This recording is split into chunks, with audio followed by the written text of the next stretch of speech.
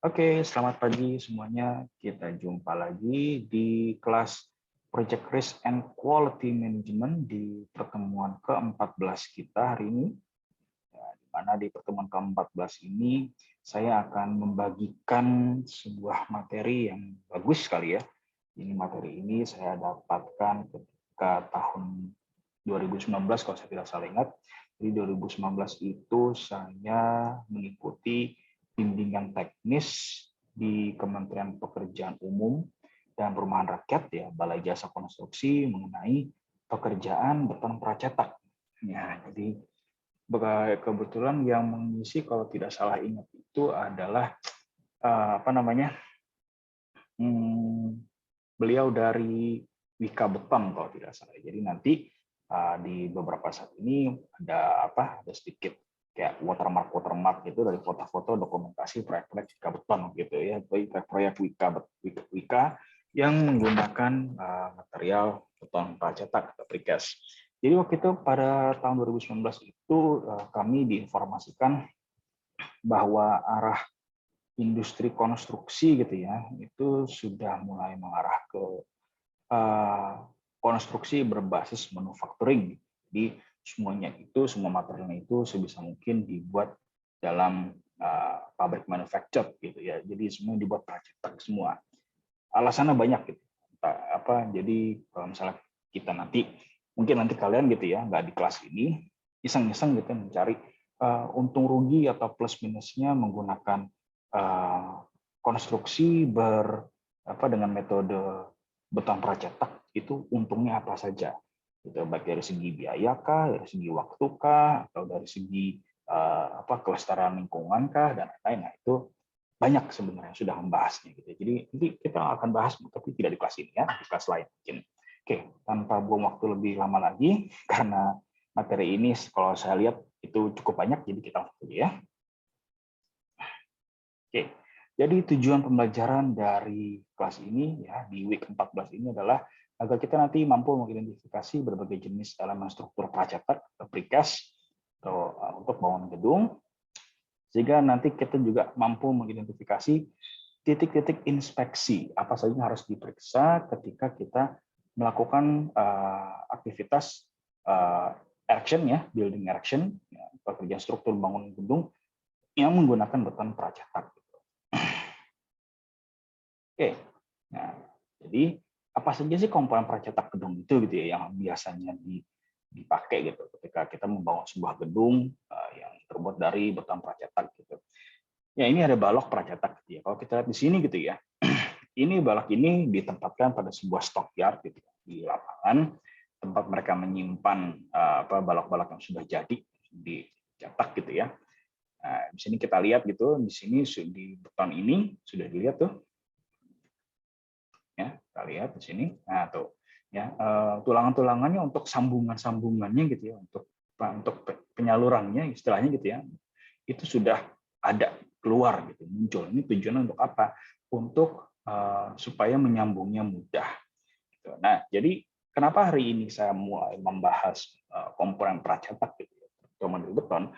Karena sebetulnya yang kita sudah bahas di 1, 2, 3, 4 3 pertemuan sebelumnya ya mengenai quality assurance pada beton cast in situ gitu istilahnya ya, pada struktur beton basah gitu ya. Pada dasarnya itu juga yang akan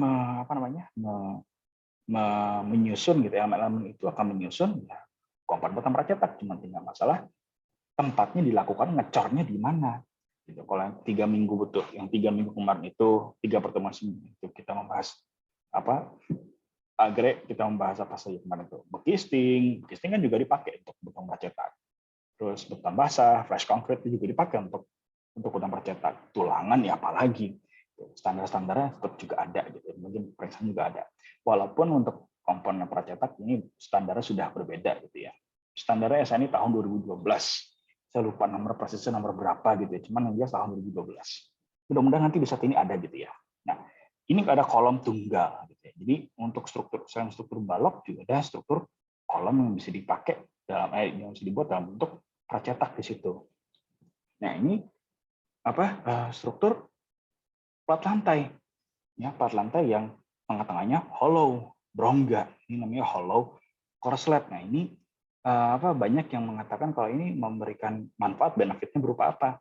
Kekuatannya sama tapi lebih ringan.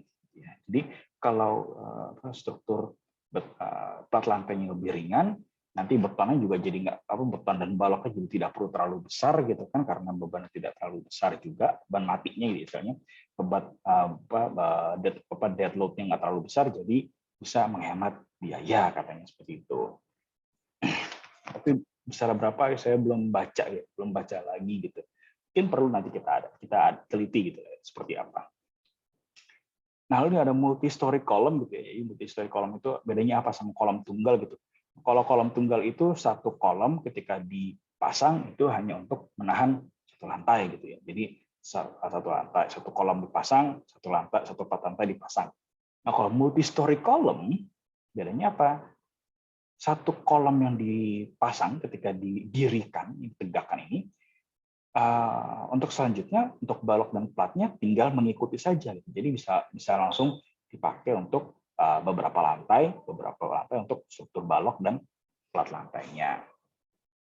Misalnya seperti ini. Nah, ya. Nah, di sini udah dibangun gitu ya. Nah, di sini tinggal dipasang nih. Nah, dipasang tuh baloknya satu di situ. Pasang ke balok di sini, lalu di sini juga dipasang di sini, nah, terus pasang juga di sini, nah, lalu pakai warna apa? Nah, terus mulailah tuh dipasang kemudian struktur plat lantainya. Nah, jadilah bentuknya seperti ini gitu. Nah, itu kalau historic column. Yang di atas juga sama nanti, ya pasang juga di sini dulu gitu kan. Nah, lantainya, terus sini baloknya kebalik ya, harusnya tadi bikin balok dulu ya harusnya ya, lupa saya, harusnya bikin balok dulu baru plat lantainya ya. Oke, jadi seperti itu kira-kira gambarannya. Nah, ini half slab pracetak gitu ya, ini slab lantai juga ya, plat lantai juga, cuman tidak hollow. Jadi ini untuk plat satu arah biasanya. Nah, jadi ketika melakukan pemasangan komponen pracetak gitu, ini ada asas-asas yang harus diikutin sebenarnya. Ya, jadi yang namanya pemasangan komponen, tiap elemen atau komponen itu harus dipasang berurutan. Ya, jadi pemasangannya itu harus berurutan setiap lantai. Nah, jadi untuk proses produksinya di pabrik gitu ya, di pabrik ini juga harus mengikuti urutannya. Jadi urutannya harus sama. Jadi pabrik ketika dijadwalkan pemasangan plat lantai 1 gitu ya, pabrik harus bikin plat lantai 1. Jangan tahu bikin plat lantai 10. Nah, itu nggak benar gitu. Kenapa? Karena nanti umurnya akan berbeda dan seterusnya. Nanti akan mempengaruhi kualitasnya juga. Jadi proses produksinya harus berurutan juga. Nah, jadi terus asas yang kedua yang penting adalah, nah karena ini istilahnya sudah pracetak gitu ya, sudah tinggal dipasang gitu ya. Nah, sudah tinggal pasang, tinggal ya, kayak Lego lah ya, tinggal dipasang. Maka dari itu elemen yang penting tentu tadi lingkupnya pemasangan gitu ya. Kalau misalnya lingkupnya pengecoran dan mix design itu beda lingkup gitu ya. Cuma kalau kita bicara untuk pekerjaan pemasangan komponen pracetak, nah maka dari itu yang lebih terfokuskan adalah ketika memasang itu apa? Akurasi, ya, akurasi pemasangan, elevasi, dan toleransi. Ini yang nanti harus diperhatikan baik-baik, karena ini memegang peranan penting pada saat pemasangan atau instalasi komponen pracetak. Maka dari itu, nah ketiga inilah nih, akurasi, elevasi, dan toleransi inilah yang nanti akan juga memegang peran penting ketika kita perform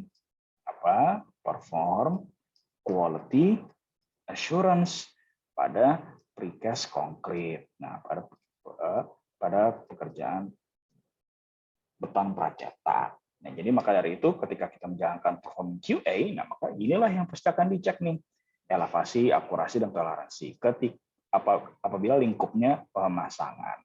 Kalau pengecoran dan lain-lain, pengecoran, pembersihan, itu sudah kita bahas di 3 pertemuan sebelumnya. Nah, lalu asas yang ketiga adalah, maka dari itu ya, kalau misalnya kita tadi itu ya, kalau kita bicara aspek quality gitu ya, ketika memasang gitu kita memperhatikan akurasi, elevasi, toleransi, maka dari itu ketika menjalankan prosesnya, proses itu juga harus berkualitas juga. Nah, prosesnya itu apa? Prosesnya itu termasuk apa? Termasuk perencanaan alat angkatnya. Ya, bagaimana kita liftingnya itu? Ya, bagaimana kita liftingnya? Bagaimana kita membuat lifting plan? Rencana pengangkatannya, mempertimbangkan kapasitas berat komponen dan alat angkat dan jangkauannya. Nah, maka dari itu kalau kita bicara lifting plan gitu ya, mudah-mudahan sudah dibahas di kelas-kelas lain ya. Kalau kita bicara lifting plan sebuah alat angkat, sebuah crane gitu ya. Nah, dia itu punya jangkauan, punya range, ya, juga ada sudut boom, ya. Nah, lalu ada juga apa? Panjang boomnya, ada length boomnya juga. Nah, ini semua nanti akan mempengaruhi apa? Mempengaruhi quality of the process di situ. Ya, mulai quality of the process sehingga nanti akan mempengaruhi quality of the product itself. Apa itu produknya? Beton pracetak yang terpasang. Jadi ketika merencanakan produksi, ya nama produksi itu harus per lantai. Nah, jadi ketika diproduksi itu, produksi harus per lantai. Termasuk ketika pengelompokan dan penumpukan produknya pun juga harus per lantai. Termasuk marking, penandaan itu juga harus diberi penandaan. Nah, ini sebenarnya ini nanti menjadi aspek apa? Aspek quality in process juga di sini. Inilah yang namanya quality in process. Bagaimana kita memastikan produknya itu apa? Produknya adalah precast terpasang, ya, precast terpasang itu berkualitas. Berkualitas dalam artian apa? Tidak hanya tidak gompal, ya, tidak gompal, tidak cacat dan lain-lain, tapi juga apa? Terpasang di posisi yang benar, di elevasi yang benar, gitu ya, dengan sudut ketegakan yang benar gitu, dan lain-lainnya. Itulah yang namanya quality in precast works gitu. Nah, jadi ketika setelah direncanakan produksinya, nah, di instalasi pun juga dilaksanakannya per lantai. Jadi yang namanya pekerjaan precast itu diproduksi dan diproduksi, disimpan, diproduksi, atau difabrikasi lah ya, diproduksi, kemudian dikirim atau di delivery, kemudian disimpan hingga nanti akhirnya dipasang. Ini semua apa? Harus in time, gitu. In time and in apa tuh? Urutannya berarti apa? In accordance to sequence. Jadi ada urutannya. In sequence. Nah, itu dia saya katakan in sequence sesuai dengan urutan-urutannya. Jadi namanya produksi harus per lantai, pemasangan pun juga harus per lantai. Nah, yang dikontrol apa? Yang dikontrol itu adalah posisinya dan elevasi di setiap tahap instalasi. Nah, maka dari itu nanti ketika melaksanakan performing quality assurance dan quality control, ini lagi yang dicek nih, posisi dan elevasi. Nah, termasuk nanti hasil beton ceras tempatnya ya. Nah, jadi dalam pekerjaan pracetak itu, walaupun judulnya pracetak, ada beberapa elemen ya, komponen-komponen tetap harus dilakukan cor setempat, termasuk untuk groutingnya. Nanti ini akan kita bahas lebih lanjut gitu ya. Nah, lalu elemen yang terpenting dalam struktur pracetak, sambungan-sambungan antara elemen-elemen balok dan kolom itu juga harus diperiksa. Gitu. Karena pada dasarnya ya, dalam tanda kutip ya, lemahnya ya, titik kelemahan, dalam tanda kutip ya, kelemahannya struktur elemen pracetak itu di mana? Di sambungan. Gitu. Karena pada dasarnya sulit untuk membuat menjadi monolith. Menjadi satu, menjadi menyatu. Kayak monolith itu sulit kalau untuk elemen-elemen pracetak. Gitu. Nah, pada itu sambungan ini yang biasanya tetap masih harus menggunakan cor setempat gitu yang masih harus menggunakan grouting gitu, karena ya ini emang tidak bisa gitu. Ya kalau misalnya mau bawa satu gedung 10 lantai dari pabrik ke site gitu kan, bawanya pakai apa saya nggak tahu. Nah, lalu peralatan apa yang digunakan untuk pekerjaan pengangkatan pemasangan beton bercetak? Nah ini jelas ada alat angkut gitu ya, alat angkut, tower crane, crane dan lifting beam ini jelas. Nah, cuman maksud saya adalah ini alat angkut yang sudah jelas, yang sudah tentu kalian kenal betul lah ya. Tower crane pernah lihat kan, kelihatan di mana-mana gitu kan, nggak perlu jadi mahasiswa teknik sipil gitu atau manajemen konstruksi untuk tahu ini namanya tower crane gitu, udah kelihatan di mana-mana. Crawl crane juga udah ada tahu. Nah nanti termasuk ketika dalam performing quality assurance, kita juga harus mengecek kualitas dan kondisi alat-alatnya. Kenapa? Karena alat yang berkualitas ya, quality in tools ya, quality tools, alat-alat gitu ya yang berkualitas gitu, nanti ini akan mempengaruhi quality of the process. Kalau misalnya nih lifting beam-nya tidak berkualitas, berkarat, retak dan segala macam, apa yang bisa terjadi?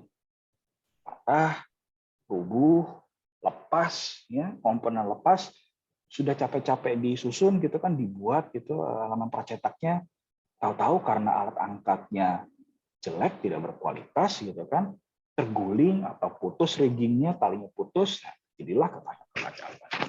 Itu ya karena quality yang prosesnya tidak tercapai. Kalau prosesnya tidak berkualitas ya jangan harap the product itself ya, the product itself atau bahasa manajemen project deliverable-nya itself ya nggak akan berkualitas gitu. Itu kalau kita bicara alat angkut gitu ya. Nah, lalu yang bukan alat angkut itu salah satu alatnya adalah adjustable jacking brace ini atau dongkraknya.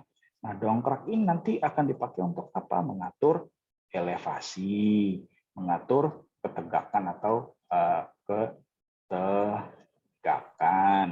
ya, mengatur kemiringan ketegakan, gitu, sama lah, ya, elevasi atau ketegakan di situ juga.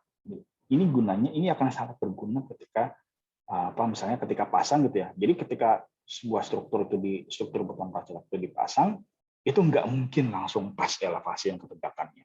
Harus ada sedikit fine tuning gitu ya, agak diatur-atur dikit gitu ya. Nah, fine tuning itu yang menggunakan ini jack brace yang bisa di adjustable. Jadi bisa diatur nih panjangnya, ditarik, didorong, diputar-putar dikit gitu. Nanti akan sudutnya akan berputar sebesar sekian derajat. Sekian derajat ke kiri sedikit, kanan sedikit. Nah, itu akan menggunakan adjustable jack brace ini. Nah, lalu alat-alat yang berikutnya lagi, nih ya.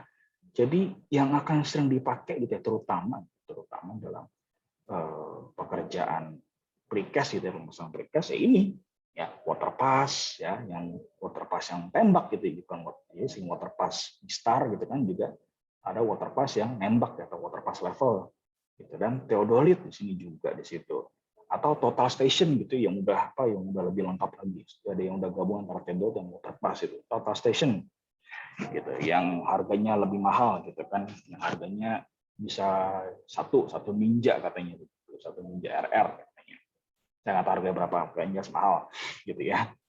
Nah, fungsinya apa? Ya, mengontrol elevasi, untuk ngecek ini elevasi pemasangan udah bener apa belum, gitu, udah tegak atau belum, ya, koordinatnya pemasangan titik pemasangannya udah tepat atau belum, dan lain-lain di situ. Ya, jadi ketika nanti performing quality assurance untuk pemasangan, inilah kata-kata yang dipakai di situ. Nah, lalu penempatan TJ juga menjadi penting di sini. Cuma saya nggak akan bahas baru sini ya. Ini terkait sama kapasitas daya angkut sebenarnya. Nah, oke, instalasi kolom. Ya, jadi sebenarnya bagaimana kita mau tahapan pemasangan kolomnya. Jadi ada kita marking as kolom, dalam artian kita pengen tahu udah benar belum posisinya, gitu ya. Elevasinya, posisi di koordinat x, y, z-nya itu udah benar atau belum, gitu. Jangan sampai meleset. Kalau meleset ya bubarlah semuanya, gitu kan. Lalu memasang shim itu apa? Nah, shim itu nanti akan kita bahas nanti di selanjutnya, ya. Nah, oke. Jadi ini yang pada dasarnya seperti ini cara-cara untuk memasang kolom pracetak menurut Bika Beton yang mereka menggunakan seperti ini, ya. Nanti silakan kalian baca sendiri, di pause saja. Silakan kalian baca sendiri.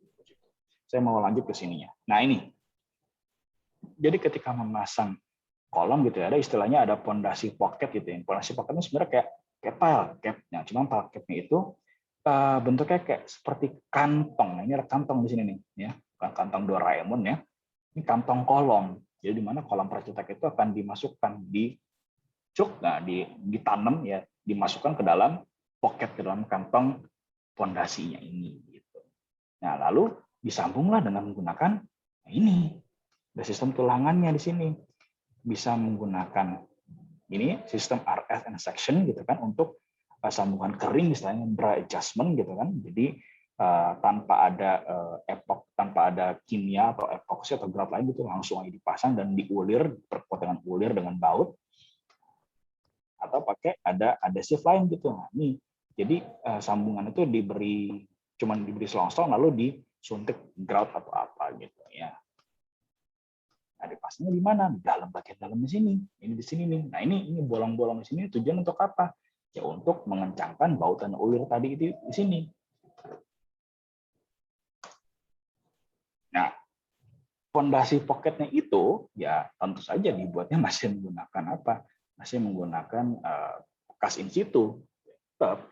Jadi tadi itu adalah salah satu halaman yang masih menggunakan bekas in situ. Nah, tapi gunanya untuk apa? Untuk menahan struktur pracetak. Bentuknya semacam-macam. Di sini ada box jig, gitu, ada box jig di sini, atau ada double 3D template. Nah, kalau kalian lihat di sini ya, ini kok bentar. Nah, ini kita lihat di sini. Ya, ini tulangan yang nyembul yang keluar di sini kok kenapa pendek, Pak? Ya karena untuk tulangan untuk apa struktur pracetak seperti kolom pracetak nggak perlu panjang-panjang. Nah, kalian kalau misalnya ingat kemarin tuh ya, materi tentang tulangan, sambung penyaluran dan panjang sambungan itu minimal berapa sih? Itu kan mesti kita lihat tuh dari parket ke struktur di atasnya, dari parket ke kolom gitu. Panjang gitu. Kalau untuk di sini tidak perlu panjang-panjang. Nah, ini lebih pendek lagi di sini nih, kan? Lebih pendek lagi di situ. Nah, ini menggunakan ada plat besinya ada di situ juga bisa. Nah, di sini karena sebenarnya sambungan menggunakan bor dan baut ya, lalu nanti diperkuat dengan grout sudah cukup di situ. Nah, ya, ini tempat untuk kolomnya gitu ya, menggunakan kayu atau baja gitu kan. Untuk platnya di sini dan nah ini konkret level ini untuk palket ya, gitu, untuk menanam tulangan yang sebelum untuk di bawahnya di sini gitu. Nah, lalu bagaimana fase-fasenya? Ya, jelas pertama harus kolom percetakan dulu. Nah, kolom percetakan tadi ditanam dalam fondasi kantongnya, pocket foundation tadi itu. Lalu setelah minimal 2 kolom terpasang, barulah pasang balok. Kenapa harus 2, Pak? Ya kalau cuma 1 kan ya mau ditaruh mana baloknya gitu kan. Gitu. Kan nggak mungkin dia itu berdiri tanpa ada penyangganya. Jadi minimal ada 2 balok terpasang, baru pasang 1 balok. Nah setelah balok dan kolom terpasang, ya, jadi setiap ada elemen yang terpasang, di sambungan harus ada grouting gitu ya, at least di Indonesia. Di Indonesia itu grouting itu tetap harus ada. Mau itu struktur precast ya kan, atau pakai apa namanya itu, apalagi prategang gitu kan, precast, pre-tension gitu, post tension itu harus ada grouting. Itu kalau standar di Indonesia. Di beberapa negara itu mereka menolak pakai grouting atau tidak mengharuskan pakai grouting. Kalau nggak salah di Inggris atau di Amerika gitu ya, UK atau US gitu ya, penggunaan grouting itu tidak perlu. Saya lupa di negara mana gitu ya. Ada beberapa negara yang tidak mencaratkan harus menggunakan grouting, itu ada. Tapi di Indonesia itu harus pakai grouting, standarnya seperti itu. Nah, lalu setelah pasang balok, pasang slat lantainya bisa hollow. Pakai di sini contohnya pakai hollow core slat. Nah, lagi-lagi setiap antara sambungan 2 elemen yang berbeda ya harus ada grouting lagi. dari blok pracetak ke HCS, hollow core slab gitu ya. HCS, ya, atau dari HCS ke HCS. Intinya harus ada antara dua elemen ini harus disambung menggunakan grout pokoknya di situ. Ya, lalu lanjut ke fase berikutnya, mulailah pasang di atasnya lagi. Jadi setiap namanya pemasangan pracetak itu harus satu lantai selesai baru naik. Kalau ini berulang lagi seperti itu ya. Oke. Nah, ini tadi nih sudah saya katakan yang namanya kolom pracetak itu pada dasarnya ketika sebelum groutnya keras di sini ya. Jadi biasanya ada grout di sini nih ya. Jadi di bawah sini akan di grouting. Nah, untuk memastikan kolom itu tegak ya, itu ada namanya adjustable jack brace. Jadi ini yang bisa diatur. Nah, jadi misalnya nih, miringnya di sini harus berapa? Misalnya harus 90 derajat misalnya di sini gitu ya, harus 90 derajat. Misalnya belum 90 derajat nih. Nah, ini nanti yang di sini diatur nih. Nah, diatur panjangin. Ya, kalau misalnya di sini mungkin kurang dari 90 dipanjangin atau dipendekin gitu. Nah, bagaimana kita tahu ini sudah 90 derajat atau belum? Nah, tadi itu pakai alat ada Mister Water Pass ya, bisa pakai water pass yang level ya, atau water pass Mister, atau pakai theodolite. Nah, jadi ngatur jack brace ini ya mau dipanjangin atau dipendekin gitu kan sampai sudutnya pas 90 derajat di sini gitu ya. Nah, itu sambil ditembak menggunakan water pass theodolite. Nah, jadi di mana tuh misalnya di sini gitu ya, di gambar ini. Nah, di sini ada nih alat theodolite di sini nih. Nah, nembak dia tuh nembak ke atas gitu. Udah pas atau belum nih sudutnya? Nah, gitu. Kalau multi-story column tuh ya pakai begini ya. Jadi lagi-lagi ya menggunakan alat bantu crane gitu kan, ditegakkannya satu kolom gitu kan, ini bisa untuk beberapa lantai sekaligus gitu. Jadi nggak perlu nunggu apa, tetap itu tetap pemasangan balok dan platnya tetap harus per lantai. Nggak bisa atas dulu baru bawah, itu nggak bisa. Kalau atas dulu dipasang, gimana masangin bawahnya gitu. Tetap pasang dari bawah ke atas per lantai. Walaupun kolomnya satu kolom itu bisa untuk beberapa lantai, untuk balok dan platnya harus tiap per lantai dimulai dari bawah dulu gitu.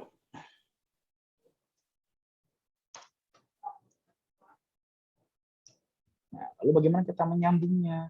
Ya, bagaimana kita menyambung antara kolomnya itu? Nah, jadi ketika kita menyambung kolom gitu ya, terhadap elemen apapun yang di bawahnya gitu ya. Nah, jadi di ini kolom pracetak yang di atas di sini, precast kolom ya, ketika diturunkan gitu kan. Nah, ini ada dicowak nih, ada lubang dicowak. Untuk apa isinya? Di sini ada tulangannya, ya kan? Nah, ini untuk apa? Supaya tulangan di bawah ini bisa masuk ke sini. Nah, di tulangan bawah itu ada namanya bedding mortar. Di sini dikasih semen atau mortar, gitu ya. Jadi ketika dia sudah ditempatkan gitu ya, sudah masuk tulangan-tulangan ke cowakan ke lubang itu, jadi dia nanti namanya apa namanya? Di sini ada kayak semacam plastik foam atau styrofoam gitu ya, styrofoam boleh.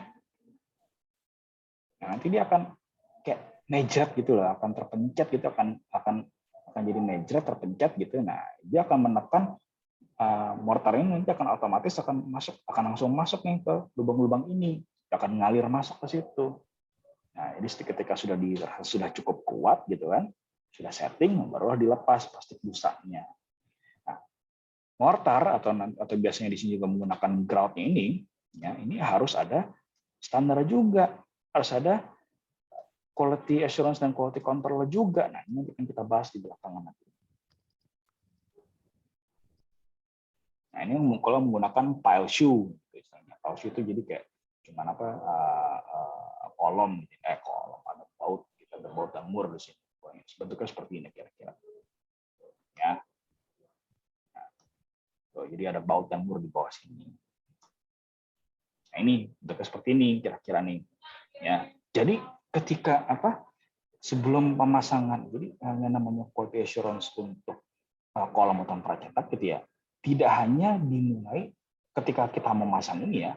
Jadi ketika sebelumnya ketika memasang memasang mur dan ring ini pun juga akan dicek dulu koordinat posisinya. Gitu. Koordinat posisinya udah benar apa belum? Karena kalau ini meleset, ya ini elemen kecil loh, ini elemen kecil. Satu begitu ini meleset akan meleset semua. Karena pada dasarnya sudah fix ini sudah fixed position gitu ya. Ini sudah istilahnya sudah fixed position. Nah, kalau ini melesetlah semuanya, bubar jalan semuanya. Gitu. Jadi yang namanya dimensi-dimensi panjang, lebar, tingginya sebuah elemen pracetak itu udah fix. Nggak bisa di lapangan itu tahu-tahu dengan magic dipendekin atau dipanjangnya itu udah nggak mungkin. Maka dari itu semua elemen-elemen sambungan yang akan membuat posisi sebuah elemen struktur pracetak itu akan fixed position itu harus dipastikan dulu udah benar atau belum sebelum dipasang, sebelum dikencangkan atau disekrupkan.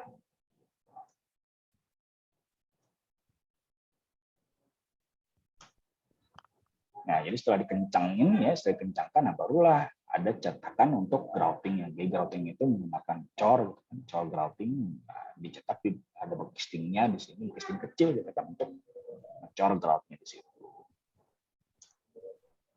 Nah, ini nih, seperti ini kira-kira nih, ya ditempatkan posisi udah benar atau belum.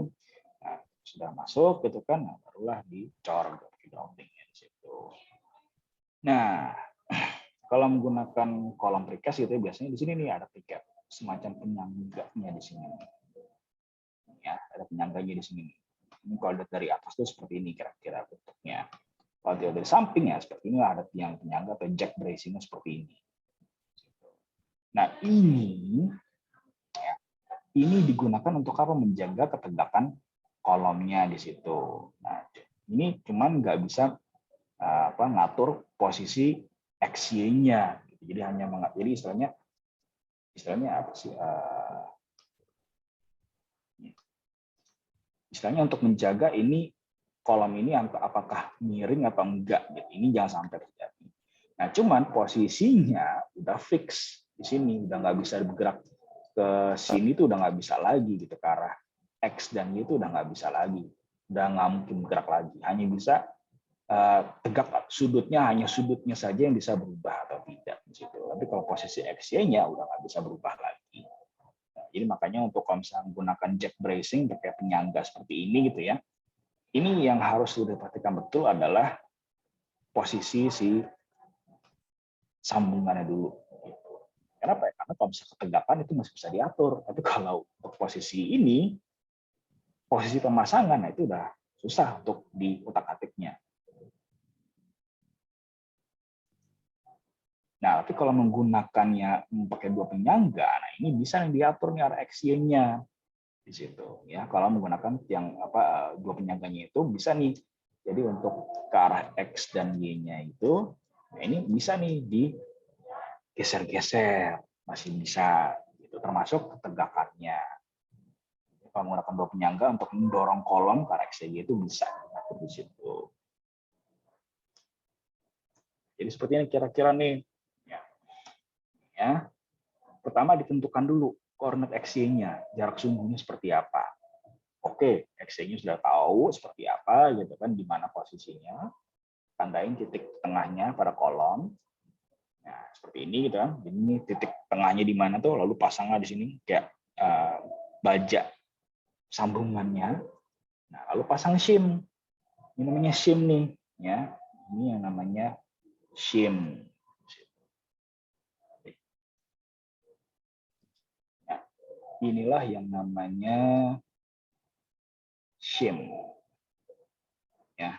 Jadi kayak ganjelan gitu, kayak ganjelan busa atau kayu atau busa juga bisa di situ.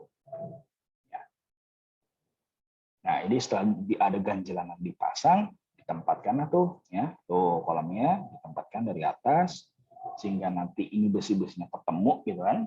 Nah, lalu di sini, maaf saya koreksi, ini juga bisa shim di sini ya, namanya shim juga di sini. pasang kolom yang sudah terpasang spice leaf gitu kan. Nah, ini spice leaf, namanya ini spice leaf itu kayak kayak apa? Kayak coakan untuk tulangannya gitu kan. Nah, benar tadi ya, saya ternyata shim itu yang tengah-tengah itu ya. Maaf, saya koreksi lagi, saya agak lupa itu mana yang shim itu. Oke, spice leaf-nya dipasang di situ kan. Nah, lalu ada lubang-lubang nih di kolom-kolom ini. Untuk apa tujuannya? Untuk memompa grout-nya di situ. Nah, oke, ini pakai di situ. Nah, lalu dipasang, lalu dipompalah grout-nya di situ.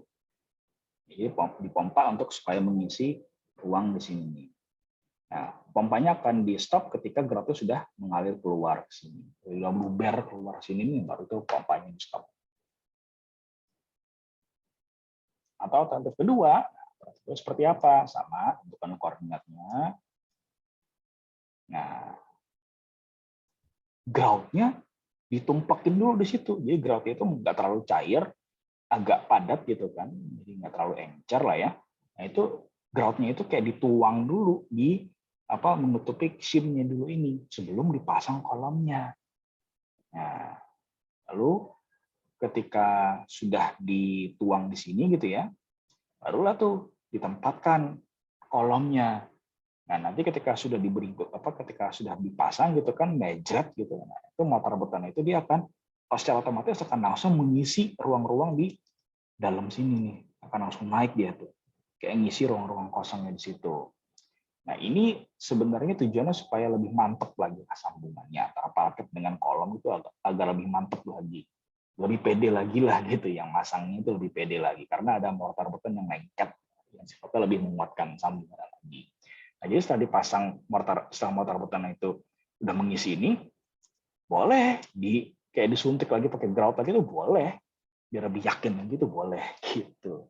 Silahkan. Cuman akan lebih mahal pastinya karena istilahnya material yang dipakai lebih banyak. Lalu gimana kalau balok? Balok kira-kira seperti ini ya, agak lebih panjang di sini. Nah, karena untuk pemasangan balok pracetak itu ada dua metode, ada yang menggunakan shoring atau unshoring. Nah, ini akan kita bahas di sini. Bedanya apa? Jadi kalau shoring itu pada dasarnya adalah menggunakan perancah sementara. Ya, ini namanya scaffolding. Dia pakai scaffolding sementara di situ. Ya. Nah, yang namanya scaffolding ini juga pada dasarnya ini juga namanya scaffolding ini harus melewati proses QC juga. Ini harus dipasang oleh orang yang certified yang namanya scaffolder. Nah, ini yang jarang nih di konstruksi itu jarang gitu. At least zaman saya dulu kerja itu jarang scaffolder yang certified untuk industri jasa konstruksi itu jarang. Ini lebih banyak dipakai untuk di oil and gas itu lebih banyak. Gitu. Ada untuk industri konstruksi itu ada, cuma sedikit. Lebih banyak oil and gas gitu. Nah, jadi makanya banyak scaffolding di konstruksi gitu kan, konstruksi gedung atau infrastruktur itu yang kelihatannya tuh kok agak nggak meyakinkan ya, karena wajar. Karena scaffolder yang certified, yang sudah jago di jasa konstruksi sipil gitu ya, konstruksi bangunan itu jarang. Gitu. Lebih banyak di oil and gas. Kenapa ya? Karena oil and gas itu standar keamanannya, standar K3-nya itu lebih tinggi. Itu udah menjadi rahasia umum lah itu. Oke. Nah, jadi ketika memasang scaffolding ini pun juga ada desainnya.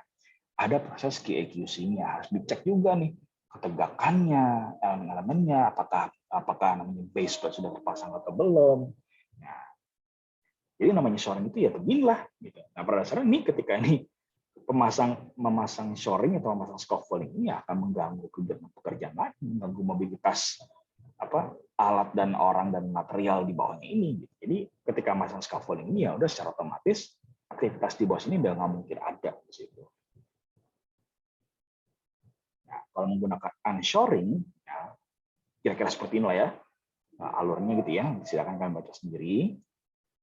Nah, ini nggak perlu pakai scaffolding karena akan ditumpu yang namanya balok dan pat. Itu akan ditumpu oleh di kolom itu ada kayak semacam korbel.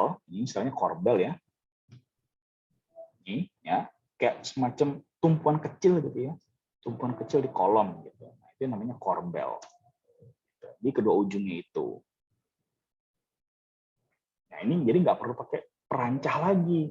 Nah, cuman apa namanya, ini lebih untuk memastikan apakah korbel ini sudah pas atau belum, itu di desain dan di pemasangan kolomnya itu. Lalu bagaimana kita masangnya nih kalau misalnya untuk di korbel gini, kalau misalnya menggunakan anchoring. Jadi di kolom itu sudah dipasang gitu kan, sudah ada korbel di sini. Ya, korbel itu kayak semacam apa namanya, penyangga kecil di sini gitu ya. Nah ini harus ditentukan dulu elevasinya sudah pas atau belum. Gitu. Ya, elevasi udah pas atau belum nih. Gitu. Pak, kalau misalnya nggak pas gimana? Boleh nggak dicoak gitu? Boleh nggak kayak di apa? Kalau misalnya kurang gitu ada atau beda tinggi itu gimana Pak? Boleh nggak kayak dicoak agak dimodifikasi sedikit biar elevasinya sama? Itu tergantung si keputusan si desainernya. Boleh atau enggak sebenarnya. Cuman agak aneh aja.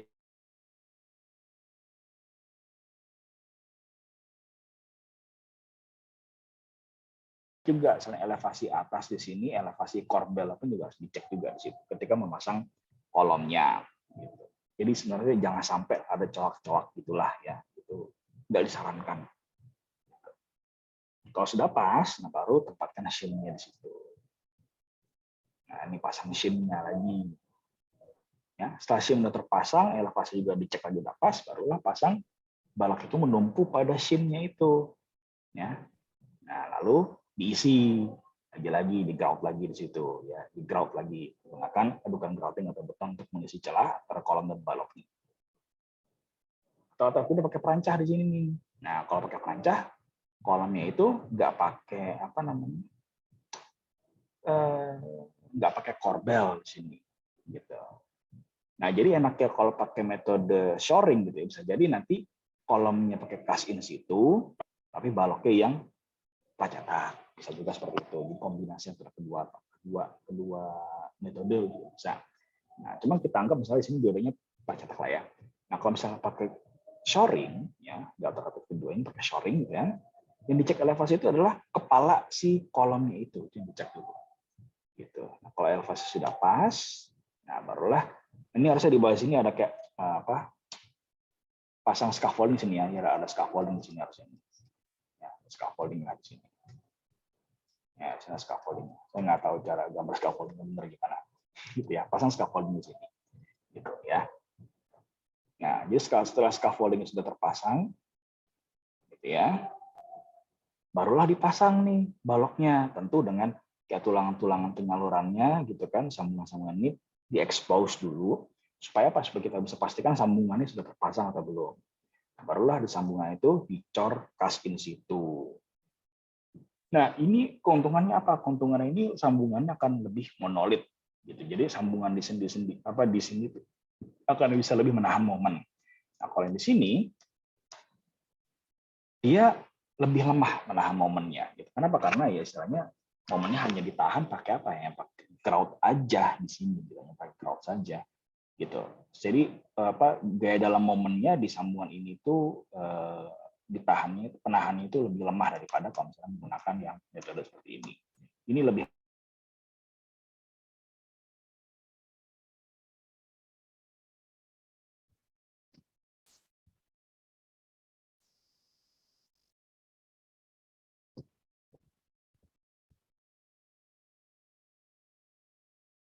dari dua laman yang berbeda.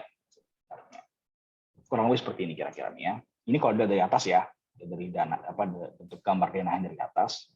Ini ada balok sudah terpasang di kolom dari atas. Nah, lalu mau dipasang hollow core slab.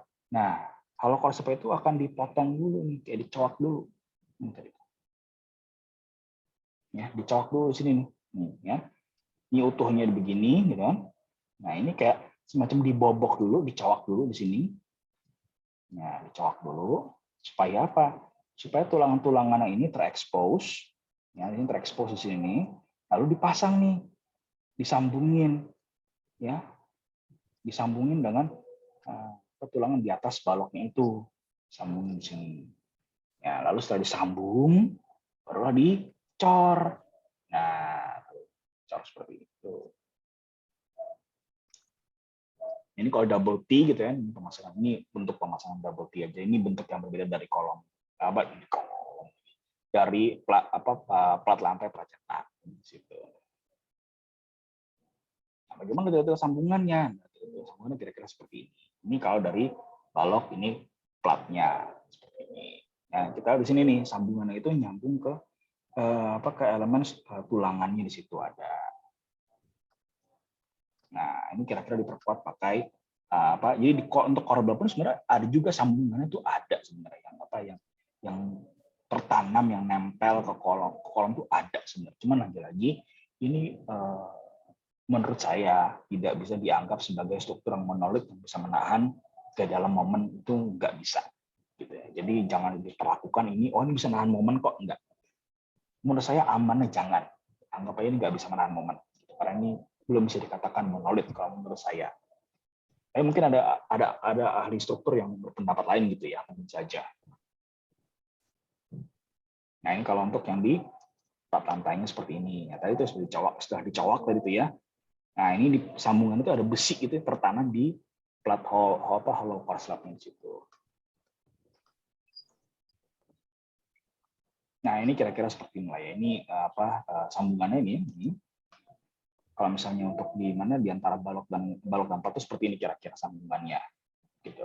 Ini tie bar di sini mengikuti tetap standar yang sama gitu ya, SN yang sama gitu kan. Nah, ini karena ini pada dasarnya pengecoran kaskin situ juga di situ ya. Ini sambungan harus berapa D, panjang elastination juga berapa D, itu ada semua di situ ya, harus sama juga di situ. Nah, ini kalau untuk yang potongan BB, untuk yang balok tepi gitu ya, balok dan plat tepi seperti ini kira-kira. Kalau menggunakan plat yang seperti ini bentuknya. Nah, kalau misalnya untuk yang plat hollow ya, nah ini tie bar itu harus nggak boleh lurus lagi, harus masuk ke hollow-nya ini, ke sambungan hollow-nya itu. Nah, ini untuk apa nih? Pada jalur penuangan untuk slab pracetak di sini. Ya, nanti ini misalkan baca seperti itu ya. Nah, gimana untuk grouting? Nah, ini grouting ini pada dasarnya kan sebuah elemen yang penting lah ya, at least according to our standards lah ya. Nah, ini harus dicek juga mutunya gitu, karena namanya grouting itu yang nggak boleh asal-asalan, nggak boleh dari semen yang cuma pakai semen sisa dicampur air itu nggak boleh gitu. Karena grout itu materialnya sebenarnya pada dasarnya itu sudah berbeda dengan semen gitu. Komponen penyusunnya, komponen kimia bahan kimia penyusunnya sudah berbeda dengan semen biasa gitu. Karena grout itu misalnya dengan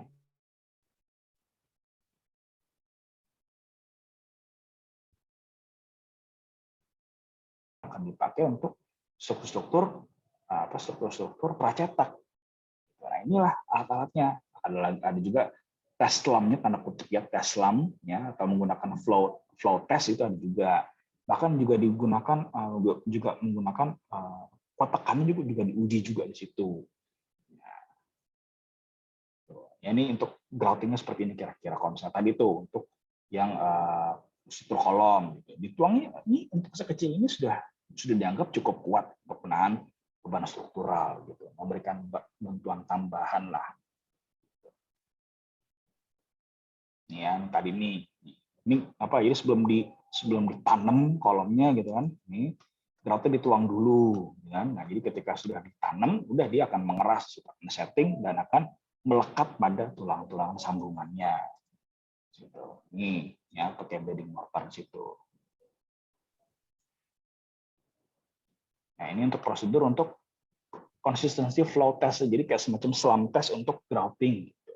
Karena grout itu tidak diberi agregat gitulah ya. Jadi makanya dia itu ketika dites flow testnya itu ya nggak akan bisa mempertahankan bentuk silinder ini, dia akan kayak ngalir aja blek begitu kayak cairan. Bentuknya kira-kira seperti itu. Nah, ini seperti ini kira-kira nih. Ya. Nah, ya, jadi groutnya dituang, nah lalu diangkat cetakannya lalu diukur. Ya, diukur nih diameter larinya itu seberapa besar.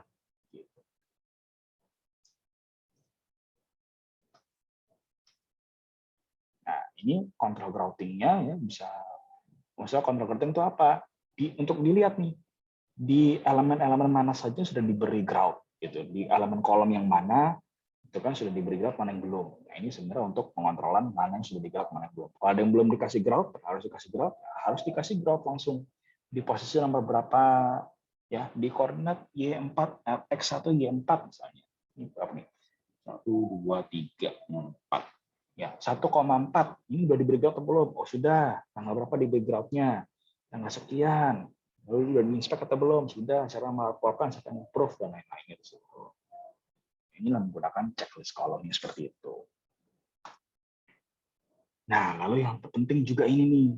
Jadi setelah tadi memasang, ya, lalu menggrout, ini juga elemen yang penting, ya, elemen aktivitas yang penting. Kenapa? Karena banyak kasus kejadian gitu ya. Elemen pracetak ketika dikirim, diangkat lalu disimpan itu banyak yang rusak karena tadi proses pengiriman, pengangkatan hingga penyimpanannya itu tidak dicek dulu metodenya, tidak dicek prosesnya. Ini kan bagian dari proses lah ya. Nah, ini lagi yang namanya quality gitu ya, quality management itu nggak hanya berfokus ke barangnya saja, tapi juga berfokus kepada prosesnya juga. Ya, termasuk di sini nih. Dalam hal ini konteks utang pracetak ini pengiriman, pengangkatan, penyimpanan. Nah, gimana cara kita mengirimnya? Kalau untuk plat itu seperti apa? Bagaimana cara kita bawanya? Kalau kita membawa kolom itu seperti apa? Balok itu seperti apa? Harus mempertimbangkan jenis produknya seperti apa. Cara kita membawa plat, ya, itu beda dengan cara kita membawa kolom atau balok, gitu. Nah, ada yang menggunakan A-frame gitu, supaya miring seperti ini, gitu, atau supaya tegak. Nah, ini menggunakan nih pakai A-frame di sini supaya tegak di sini nih, dan lain-lain. Nah, banyak metode-metodenya sesuai dengan standarnya. Nah, ini nih ya, untuk menjaga supaya produknya, produk pracetak ini enggak gompal, terutama di bagian-bagian penyangganya gitu ya, yang kontak dengan penyangga itu bisa menggunakan polyethylene wrapping atau menggunakan styrofoam di situ, atau pakai bantalan kayu atau ganjel juga boleh di situ. Lihat tuh ya, di sini kita lihat di sini nih, pakai styrofoam gitu kan. Pokoknya ketika ada kontak gitu ya, kontak antara produk kebutuhan pracetak dengan penyangga gitu ya, itu harus diberi harus diberi ganjelan gitu. Ya, pakai polyethylene wrapping gitu, pakai plastik gitu kan, atau pakai styrofoam, pakai kayu, ganjelan kayu gitu kan, supaya nggak kontak langsung dengan penyangganya. Tuh, lihat tuh ya. Kalau diikat ya antara rantai dengan produk kebutuhan pracetak itu harus dikasih dikasih kayak semacam lapisan lagi gitu, mau pakai apapun lah, mau pakai styrofoam, mau pakai, kalau di sini katanya pakai apa ya, ini pakai terpal yang dilipat-lipat gitu kan, supaya intinya supaya jangan sampai rantai ini merusak si produk pracetaknya itu. Gitu ya. Ini terjadi nih, retak, pecah. Karena apa? Karena antara produk-produknya dari si kebutuhan pracetak itu kontak langsung dengan penyangga-penyangganya. Nah, terutama penting di sini juga nih. Nah, kalian sudah lihat tadi itu kan, kalau besi-besi penyangga itu kan banyak tuh yang nyembul keluar tuh, yang sengaja dibuat nyembul keluar supaya apa? Supaya bisa disambung. Nah, yang namanya besi nongol gitu kan, nyembul keluar, resikonya apa sih? Korosi kan. Nah, korosi itu kan seperti saya jelaskan di pertemuan sebelumnya itu kan bisa nyebar. Nah, maka dari itu harus ada proteksi tambahan. Nah, pakailah tuh kayak dilapisin plastik kah, atau dilapisin ini kayak selang gitu kan, kayak selang dipotong gitu kan, untuk bisa supaya bisa melindungi dari korosi di situ. Nah, lalu di mana menggantungnya? Itu kalau misalnya nanti gedung tinggi itu nanti kan harus diangkat, ya, harus diangkat dan digantung. Ini titik-titik sambungan untuk lifting beam ini harus didesain dari awal. Ini nggak bisa ditentukan ketika barangnya sudah jadi. Ini harus direncanakan dalam proses desain elemen kebutuhan pracetaknya juga di situ. Karena ini ini nanti terkait sama di mana titik beratnya. Kalau misalnya ada coakan di tengah-tengah ini kan titik beratnya berubah. Nah, ini lagi tuh construction solid mechanics-nya tuh ya, mekanika benda padat itu seperti apa. Di mana titik beratnya, inersianya di mana. Nah, itu tuh. pusing lagi lah itu kan. Nah, ini nih. Ini titik ngangkatnya di sini nih berapa meter dari tepi itu kan ada hitungannya, ada rumusnya. Kalau terlalu ini apa namanya? Ini terlalu rapat nanti bisa terguling. Bisa terguling dia, bisa mengguling, bisa muter. Terlalu jauh ya bisa defleksi, bisa patah di tengah. Nah, maka dari itu dua titik ini dipilih, ditentukan, didesain supaya apa? Mencegah terjadinya guling atau terjadi patah di tengah. Ini menjadi penting juga, harus sejajar dengan pusat, istilahnya harus seimbang dan sejajar dengan pusat gravitasi.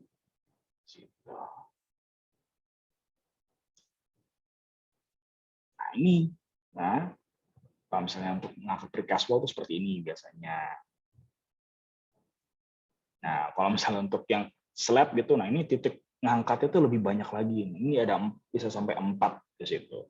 Ya kenapa ya? Karena istilahnya terjadinya perputaran itu bisa dua arah, bisa arah sini dan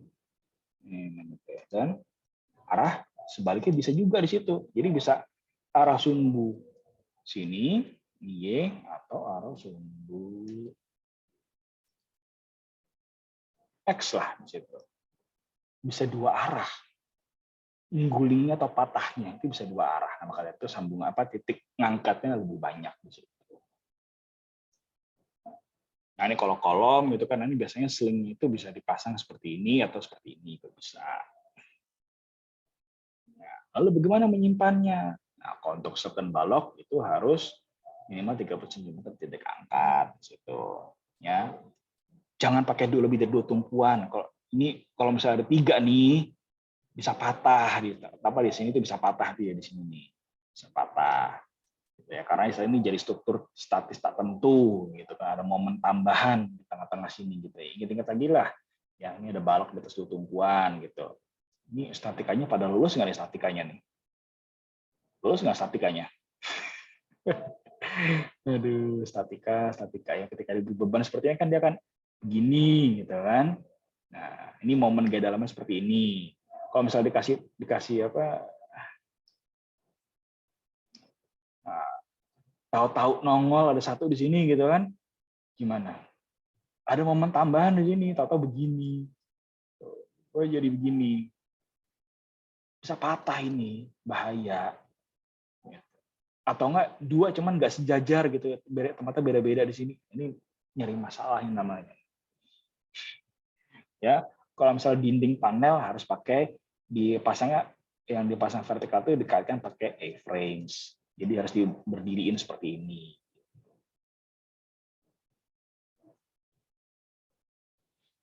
Nah, ini kalau penyimpanan di stoker itu seperti ini kira-kira gitu. Ini tulangan-tulangannya harus dijaga jangan sampai bengkok sebelum dipasang.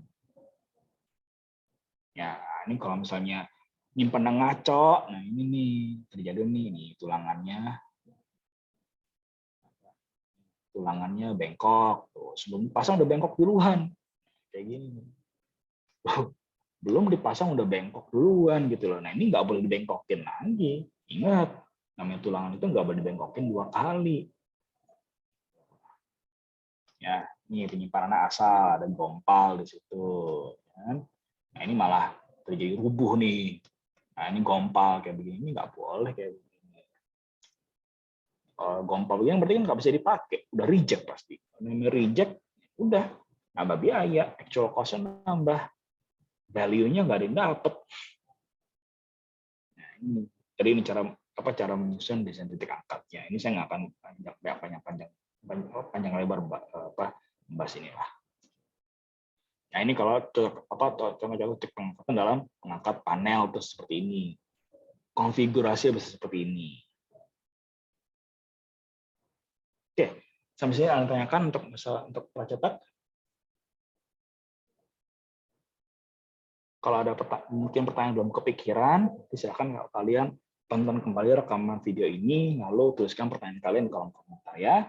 Oke, kalau tidak ada pertanyaan lagi, sampai jumpa di sesi berikutnya. Terima kasih semuanya.